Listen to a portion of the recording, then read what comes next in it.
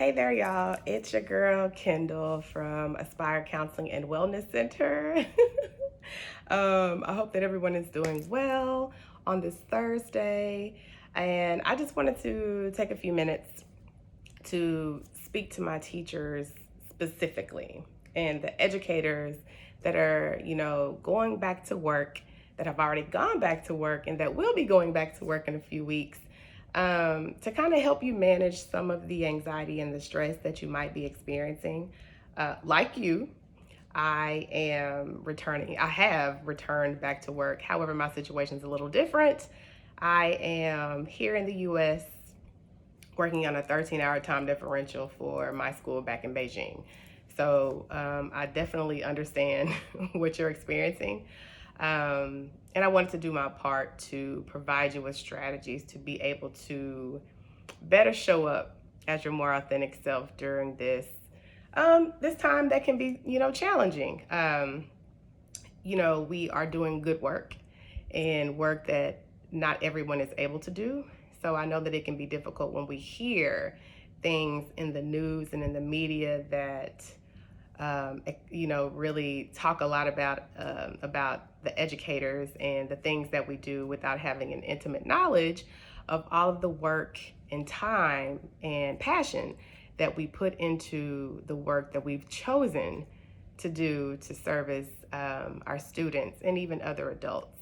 So just know that you are appreciated. If you don't hear that every day, I definitely want to let you know that the good work that you do is appreciated, and we're doing what we can to lay the foundation and plant seeds so that our students can show up to be their best selves and hopefully cultivate a great generation of thinkers and workers and thought leaders and innovators moving forward. We want to produce really good global citizens, and I think that we're on the way to doing that. So let me just dive right in, right? The first tip that I want to share is within the limits that we've been, that have been imposed upon us, it would be beneficial if we do what we can to create our own reality within that. Things look very different than we're used to right now. So we are experiencing a new normal, and I do believe that moving forward, education, the landscape is going to look different. Which isn't always a bad thing, right? Different doesn't mean bad. It just means how are we going to use what we have and make it our own. Some of you have solely virtual classrooms. Some of you have more of a hybrid situation where you're at work doing things virtual, or you have students, face-to-face, in person, and online. So it is definitely a new landscape that we're occupying. But what are you gonna do to make it your own? How do you lend what you are given to be an extension of yourself? If you have only a virtual space, how do you make that space as inviting as your classroom? How do you make it more personable? How do you make it more of, again, who you are? How do you make it more comfortable for your students?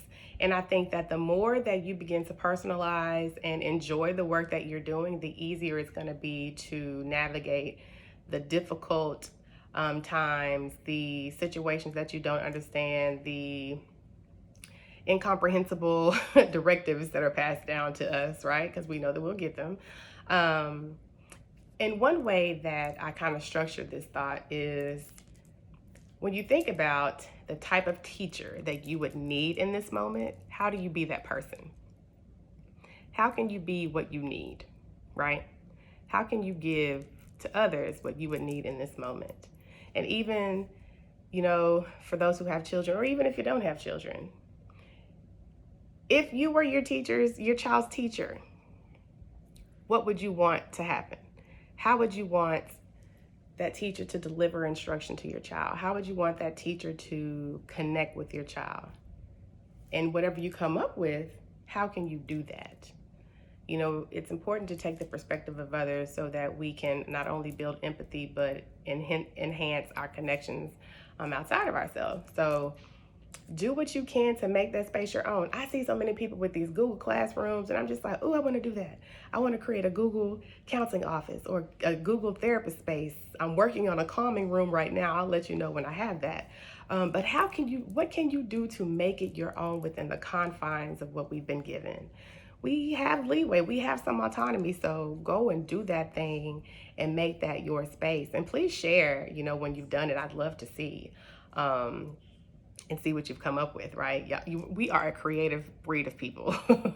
You have to be creative if you want to be in this profession and do well. And so my second tip would be to monitor your mindset. I would say that this is one of the most important, if not the most important, tip that I'm going to give, because what we manifest in our mind is going to manifest in our behavior and in our interactions. And right now, I understand that it's difficult. So the more that we focus on that difficult, the more difficult it's going to be. And as someone that struggles with moving forward if I don't understand things, I'm learning that sometimes you have to, well, most times, you have to accept a situation for what it is and make it your own. There are certain things that we can't control, certain things that we can't control. So how are we going to react to what it is that we're given? How will you make lemonade out of these lemons, right? How will we make the best situation for our students and for ourselves out of this tenuous situation that we have? And that starts with your mindset. How you see the situation, how you think about the situation is going to show up in everything that you do. No, every day won't be a good day, but how you react is all on you. So some things that I suggest are really practicing gratitude.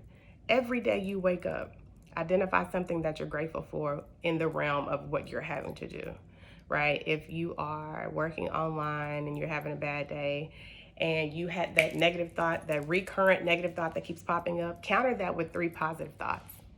And here's some suggestions. You get to see your students. I miss my students, right? Even though my students are new, students everywhere are pretty much the same. You get to talk to them, connect with them, share information with them, convene with them, encourage them. Although all of them don't listen, right? You get to be that person for them, even if it's in a virtual space, right? Which they know how to navigate a lot better than we do in most cases. So I think one of the struggles is that we are in a learning curve.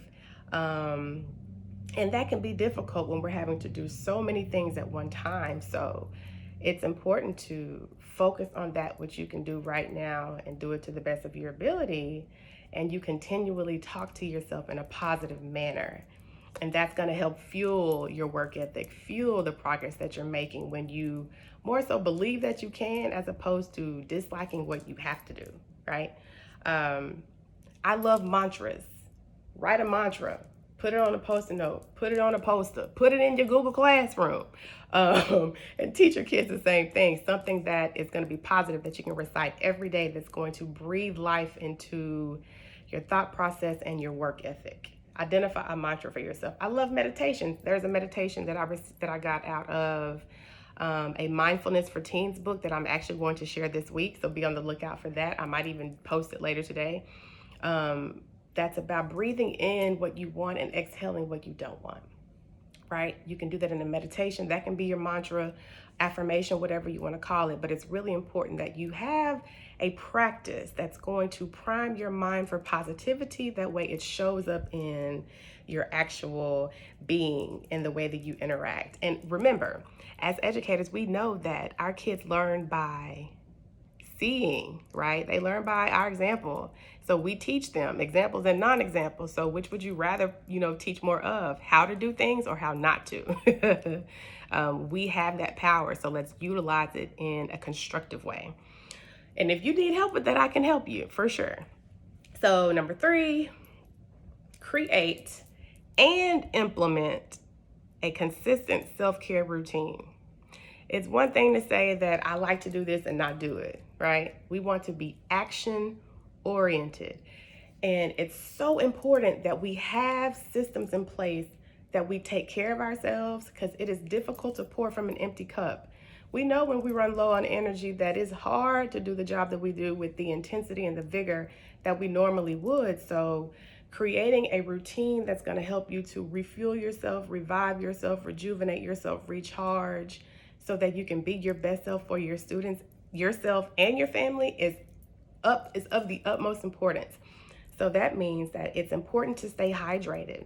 Drink water at least every 45 minutes. When you're dehydrated, your brain and your cognitive function declines.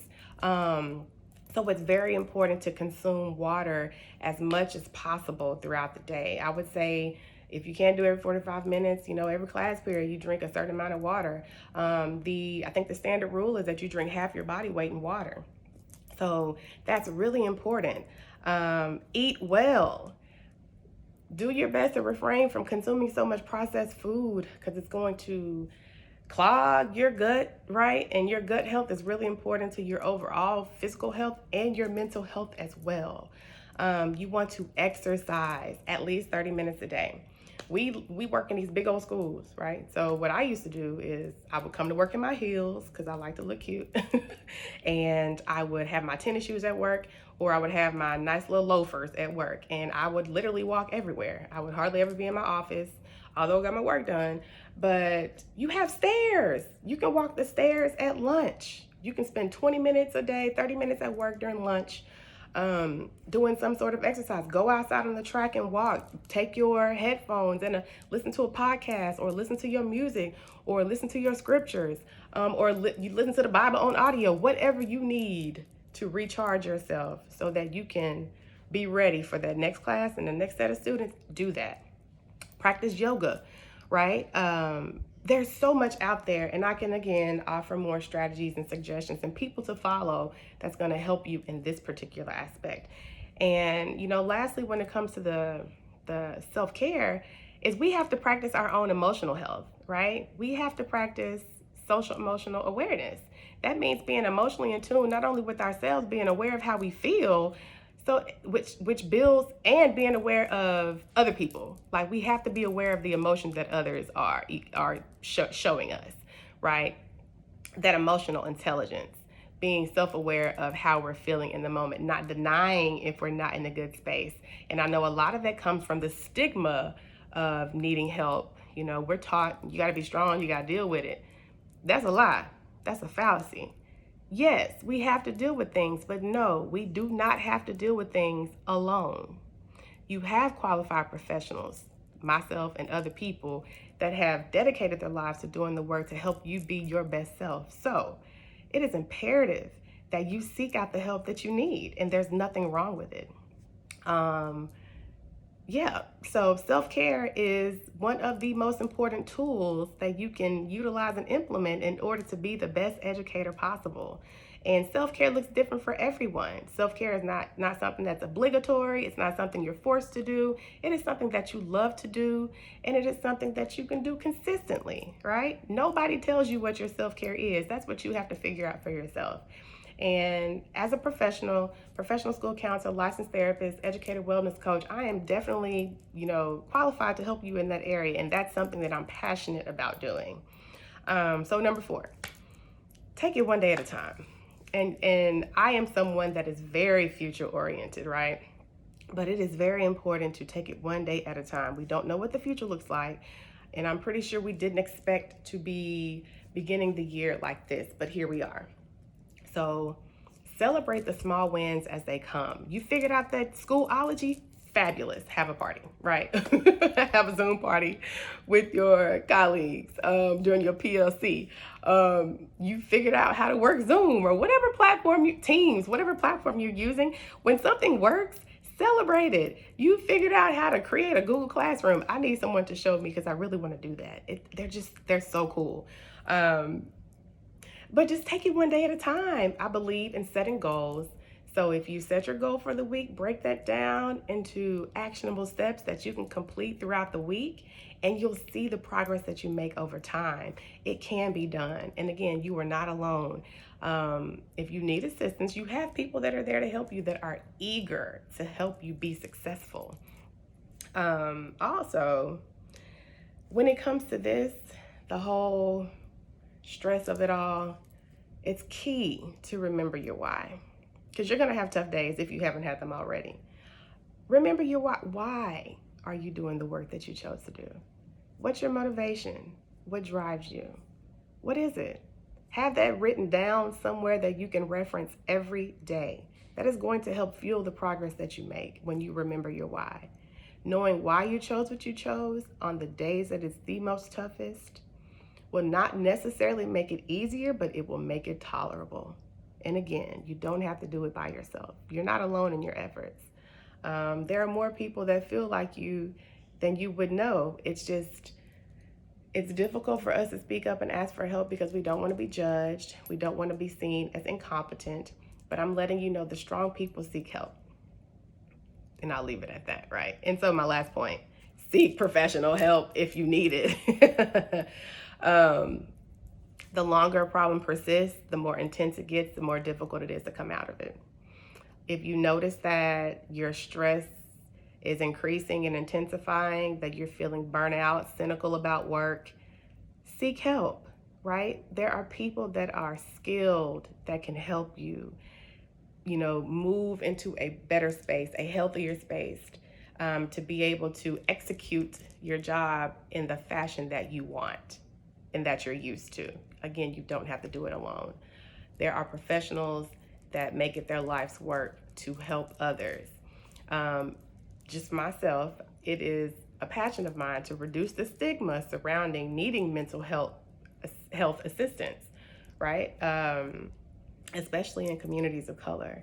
And among educators, we are a population of people. We're learned. We learn, we go out and do things. We want to be able to impart that knowledge to other people. So why not demonstrate the importance of seeking help when you need it? Our kids need to see that because we know a lot of them need the help too, and they're too afraid to ask. You're not alone. There are so many people that are experiencing the same things that you are right now. And someone has to be the one to start the movement of getting help, right? Seeking help, making it okay, making it palatable to do so. And I wanted to just offer this to you today. It was really on my heart. We are phenomenal, right? Everybody can't do this job effectively. Everybody's not passionate about working with the kids that we work with. And I just want to thank you and commend you for doing the work that you are doing.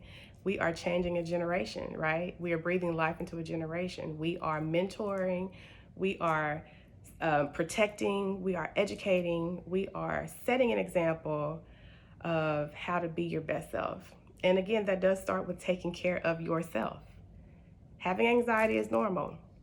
These times are difficult, but you have help to help you manage what you're feeling, what you're experiencing, and how to move through it in a healthier manner. So I won't belabor you, but I will share that I am available. What I'm offering is, y'all know that I will be returning to China soon, but I'm still able to work with people. I'm going to be offering a few free sessions a month coaching educators. 30-minute sessions. I will put my Calendly link up, and if you're interested in a free 30-minute session, a coaching session on how to implement self-care, what does that look like? How do you mitigate the effects of, the burnout that might come if you're not taking care of yourself? How do you manage your anxiety? How do you begin your year so that you can have a more positive year? I can assist you with that. Also, please follow me on, I have a YouTube page, follow me on IG, follow me on Facebook. I just forgot what it's called. And I have a freebie out right now. It is the morning routine for educators. And this definitely goes into self-care. It is a way for you to create your own morning routine. How you begin your morning is definitely going to influence the rest of your day. So I will add the link for that as well. Please sign up. That'll add you to my list. I will be sending out on a weekly basis tips and strategies to help you be the very best that you can possibly be as an educator, educating our youth and helping them to be the best global citizens possible. And again, that starts with you taking care of yourself and your needs. So be on the lookout for blog posts. I have so much to offer for you because I am passionate about this work and helping you to be the very best that you can possibly be. If you have questions, hit me up on any of those particular mediums, and I cannot wait to keep helping you all. Be phenomenal, and know that it's so important for you to prioritize your mental health. and we will talk soon. Bye.